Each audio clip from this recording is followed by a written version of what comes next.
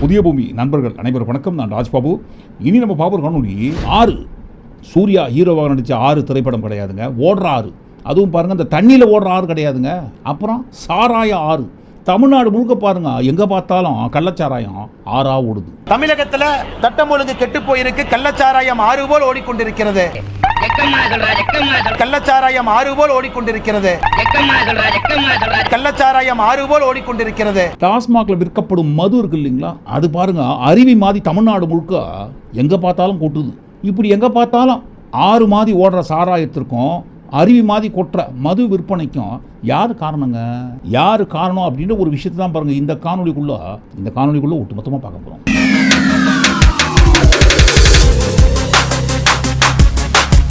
இன்றைக்கு ஒட்டுமொத்த தமிழ்நாட்டையே உலுக்கி கொண்டிருக்கும் ஒரு சம்பவம் எதுவென்றால் கள்ளக்குறிச்சி சம்பவம். இந்த கள்ளக்குறிச்சி சம்பவம் சம்பந்தமாக பாருங்க 3 காணொலிகள் இது வரைக்கும் நம்ம பதிவு பண்ணிக்கோ. நண்பர்கள் யாராவது அந்த காணொலியை பார்க்கணும்னா இந்த வீடியோக்கு கீழே இருக்கிற டிஸ்கிரிப்ஷனில் அந்த வீடியோட லிங்க் எல்லாம் கொடுக்குறோம் பாருங்க.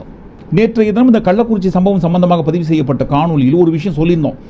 இந்த மதுபான விற்பனை அரசே அதிகாரப்பூர்வமாக ஏற்று நடத்துகின்ற இந்த மதுபான விற்பனை, இந்த டாஸ்மாக் யார் உருவாக்கியதுன்ற ஒரு காணொலியை ஆதாரப்பூர்வமாக ஏற்கனவே நம்ம பதிவு பண்ணியிருந்தோம்.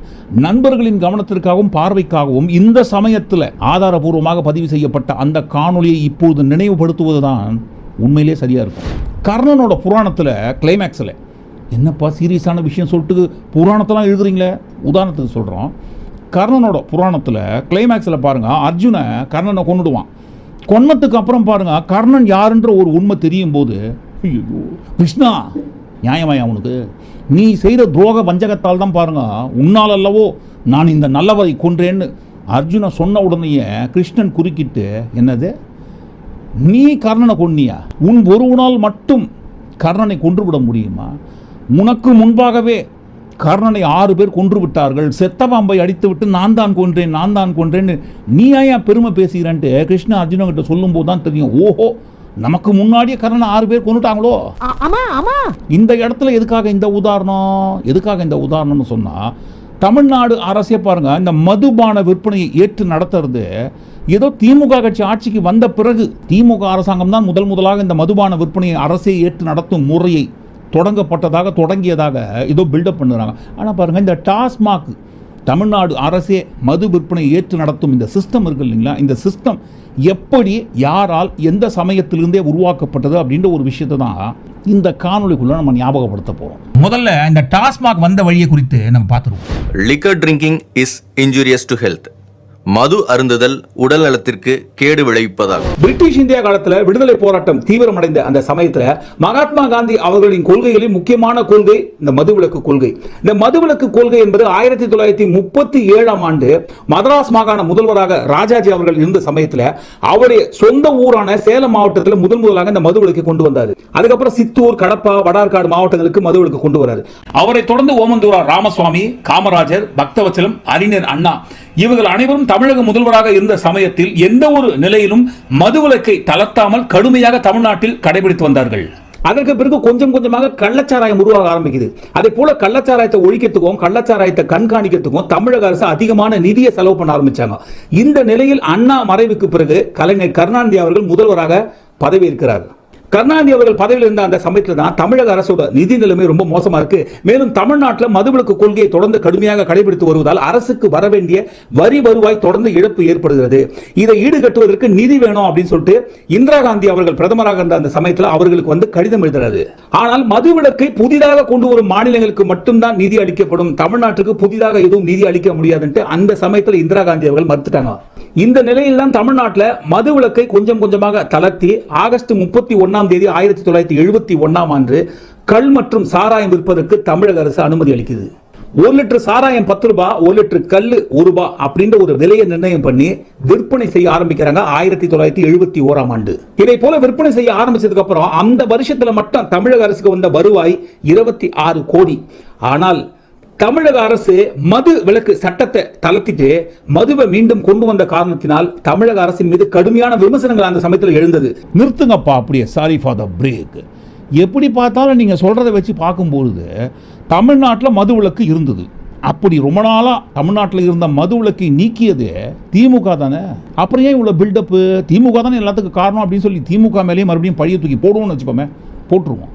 ஆனா பாருங்க, தமிழ்நாட்டில் மதுவிலக்கு இருந்த அந்த சமயத்தில் கூட அந்த கள்ளச்சாராயம் காசு விற்பனை நன்னு தான் இருந்தது. காமராஜர் அவர்கள் ஆட்சியில் இருந்த சமயத்தில் கூட பாருங்க, காமராஜர் வாழ்க்கை வரலாறு சம்பந்தமாக வந்த ஒரு திரைப்படத்தில் பிரதான காட்சியாக இந்த காட்சியை பயன்படுத்தியிருப்பாங்க. ஸோ தமிழ்நாட்டில் என்னதான் பாருங்க மதுவிலக்கு இருந்தாலும், மதுவிலக்கு இருந்த சமயத்தில் கூட குடிக்கிற மக்கள், ஒட்டுமொத்தமான மக்கள் கிடையாதுங்க, குடிக்கிற மக்கள் கள்ளச்சாரம் எங்கெங்க இருக்குன்னு தேடி தேடி போய் குடிச்சுதான் இருந்தாங்க. ஸோ என்னதான் திமுக தமிழ்நாட்டில் இருந்த மது விலக்கை தளர்த்தி விட்டு மதுக்கடைகளை திறந்திருந்தாலும் பிரச்சனைக்கு மேலே பிரச்சனை அதிகமானதுக்கு அப்புறம் பாருங்க, திமுகவே திறந்த மதுக்கடைகள் எல்லாத்தையும் மூடிட்டு மது விலக்கை மீண்டும் தமிழ்நாட்டில் அமல்படுத்தினாங்க.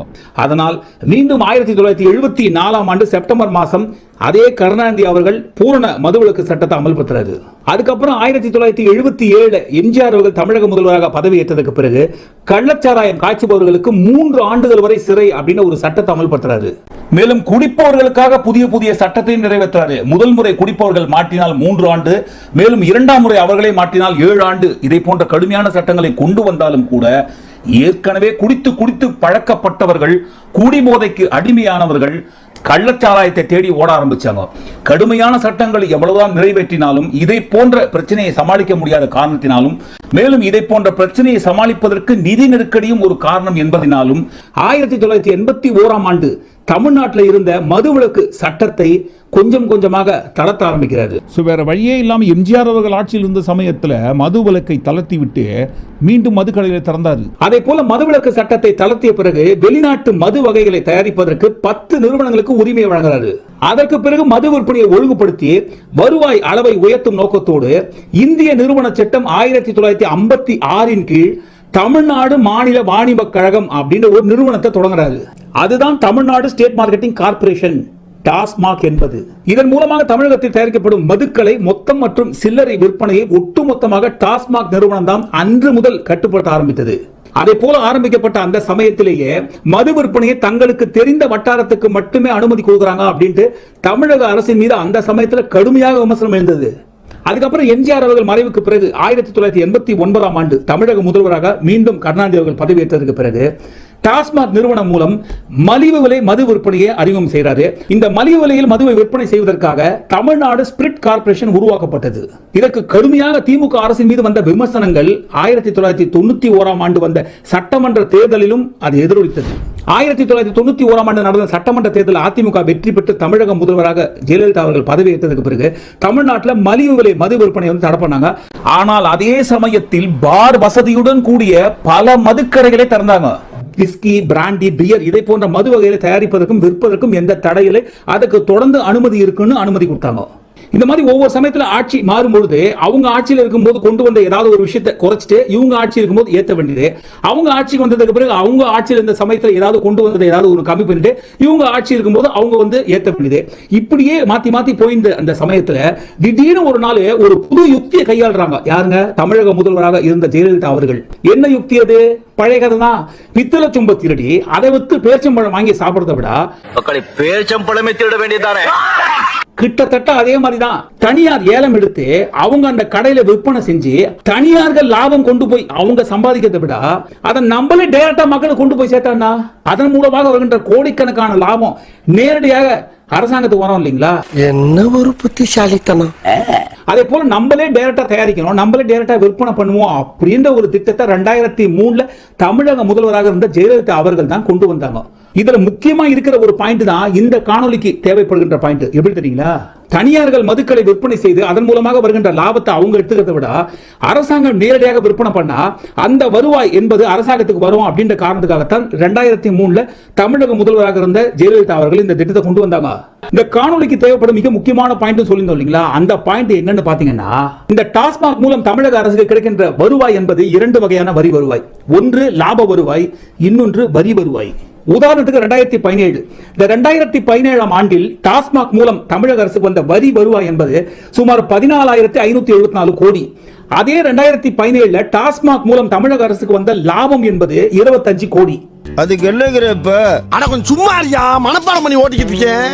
இதே 2020 நிதியாண்டுல டாஸ்மாக் மூலம் வந்த வரி வருவாய் என்பது சுமார் 33,811 கோடி. வரி வருவாய் என்பது இது கடந்த 14 ஆண்டுகளில் டாஸ்மாக்ல விற்பனையான மொத்த விற்பனை சுமார் 2,83,000 கோடி. ஏன்பா அந்த அளவுக்கா குடிக்கிறீங்க? என்னது குடிக்கிறீங்களாவா? திருத்திக்கப்பா, அந்த அளவுக்கா குடிக்கிறாங்க. இந்த 2017 டாஸ்மாக் மூலம் வந்த வரி வருவாய் என்பது 14,574 கோடி, லாபம் 25 கோடி சொல்லியிருந்தோம்.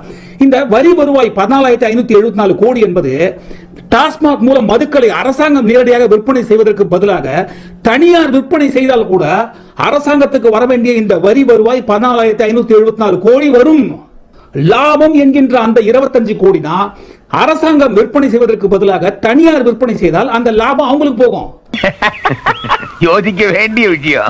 ஆனால் இது தெரியாம தமிழக அரசு கொள்ள லாபம் சம்பாதிக்கிறதுக்காக தான், அதை வச்சுதான் அரசாங்கத்தை ஓட்டுறதுக்காகத்தான் மது விற்பனையை அரசாங்கம் நேரடியாக செய்து அப்படின்னு சொல்லிட்டு. இப்போ தமிழக அரசு அரசாங்கம் நேரடியாக விற்பனை கொள்ளையடிக்கிறதுக்காக தான் செய்யறாங்க அப்படின்ற ஒரு விமர்சனம் இருக்கட்டும். ஆனால் திமுக என்கின்ற ஒரே ஒரு கட்சியை பற்றி மட்டும் விமர்சனம் செய்ய வேண்டிய காரணம் என்ன? இந்த இடத்துல சற்று நிறுத்துக. எதுக்கு நிறுத்துறோம்னா, இவங்க திமுக சொம்புடா அப்படின்னு விமர்சனம் வைப்பாங்க. நீங்க ஒரு தப்பான தகவலை கொடுக்குறீங்க, அந்த தகவல் உண்மை கிடையாது, தப்பு அப்படின்னு உண்மையான தகவலை கொடுக்குறோம். இதற்கு பெயர் இன்ஃபர்மேஷன், நாட் சொம்பு. இது புரியுதுங்களா? இந்தியாவில் இருக்கிற எந்த மாநிலங்களையும் மது விற்பனை செய்யாத மாதிரியும், இந்தியாவில் இருக்கிற அனைத்து மாநிலங்களிலும் மது விலக்கு இருக்கிற மாதிரியும், இந்தியாவிலேயே தமிழ்நாட்டில் மட்டும்தான் மது விற்பனை செஞ்சிருக்கிற மாதிரியும் ரொம்ப சகஜமா இந்த விஷயங்களை கடந்து போறீங்க. வேற எந்த நாட்டிலும் இந்த அளவுக்கு மோசமான மக்களை பார்க்கவே முடியாது. அதே போல இந்தியா முழுவதும் விற்பனை செய்யப்படுகின்ற அந்த மது விற்பனையில நம்பர் 1 மாநிலம் எது தெரியுங்களா? உத்தரப்பிரதேஷ். யோகி மாடல்னு கேக்குறீங்க. யோகி மாடல் வேற ஒண்ணுமே கிடையாது. உத்தரப்பிரதேசத்துல யோகியினுடைய மாடல் என்பது அந்த கட்சி ஆட்சி இருக்கிற அந்த உத்தரப்பிரதேச மாநிலம் தான் இந்தியாவிலேயே மது விற்பனையில நம்பர் 1 இடம். நீங்க ஆட்சி செய்யற அந்த மாநில மக்கள் அவங்க தள்ள மண்ணள்ளி போடுக்காம வைரத்தையும் வயிறையும் அள்ளி போடுறாங்களா? அதை தான் கேட்டோம். மது விற்பனையில தமிழ்நாடு அரசாங்கத்துக்கு வருகின்ற வரி வருவாயை இந்த ரேஷியோ உயர்த்தி காட்டினாலும், இந்த விற்பனையில சிட்டி வைஸ் நீங்க எடுத்துக்கிட்டீங்கன்னா எந்தெந்த சிட்டி முதலிடத்தில் இருக்குன்னு பாருங்க. இந்த ரேஷியோ இருக்கு இல்லீங்களா, அது அந்தந்த மாநிலத்தில் இருக்கிற சிட்டியில மட்டும் மது குடிப்பவர்களின் சதவீத கணக்கு இது. பூனே சுமார் 39%, மும்பை சுமார் 37.87%, டெல்லி தலைநகர் டெல்லி சுமார் 35.54%. இந்த மாதிரி மாநிலத்தில் சிட்டி வைஸ் நீங்க பாத்தீங்கன்னா சென்னையில 28.1% தான். டெல்லி கூட கம்பேர் பண்ணா சென்னை கம்மி தான். இது புரியுதுங்களா? இது புரியுதா? தெளிவா புரியுதுங்களா? இது புரியுதா? தெளிவா புரிஞ்சுக்கணும். அப்பே நீங்க புரிஞ்சுக்கணும். இந்த குஜராத் மாநிலத்தில் முழுவதுமாக மதுவிலக்கு இருக்கு.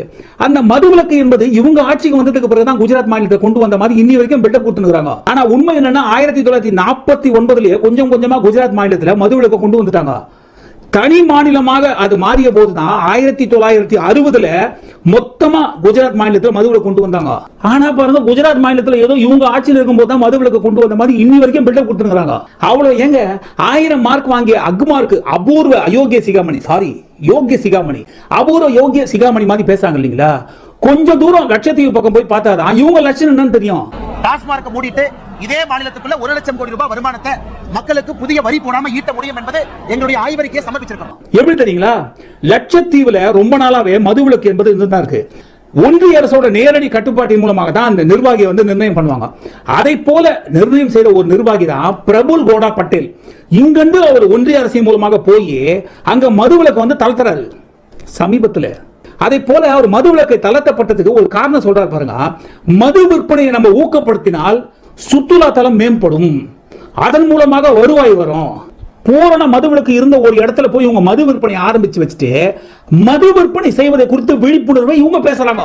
இது எல்லாத்துக்கும் மேல இந்த டாஸ்மாக் என்கின்ற நிறுவனத்தை ஆரம்பித்தது அதிமுக ஆட்சியில் இருக்கும்போது எம்ஜிஆர் அவர்கள் முதல்வராக இருந்த சமயத்தில் அந்த டாஸ்மாக் மூலமாக தனியார் விற்பனையை நிறுத்தி அரசாங்கம் மூலமாக நேரடியாக விற்பனை செய்ய ஆரம்பித்ததும் அதிமுக ஆட்சியில ஜெயலலிதா அவர்கள் இந்த சமயத்தில் தான். 2003 நேரடியாக தமிழக அரசு மது விற்பனை தொடங்கிய அந்த நாள்ல இருந்து 2021 வரைக்கும் கிட்டத்தட்ட 18 வருஷம் ஆகுது.